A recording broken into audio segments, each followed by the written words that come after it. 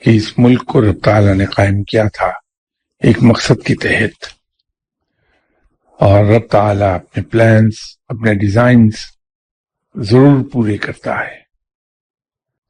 اس ملک کو انشاءاللہ کچھ نہیں ہوگا، انشاءاللہ تعالیٰ یہ لیڈ لے گا اور مسلم ورلڈ کے لیڈر کے طور پر اپنا رول پلے کرے گا۔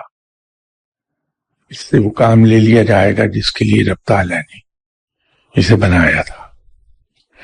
تو مایوسی اور خوف کا کوئی بات نہیں، مایوسی تو ویسی منع ہے کہ رب کی رحمت سے مایوس نہ ہو۔ تو مسلمان تو موت کی خواہش کرتا ہے کہ اللہ کی راہ میں مجھے شہادت مل جائے۔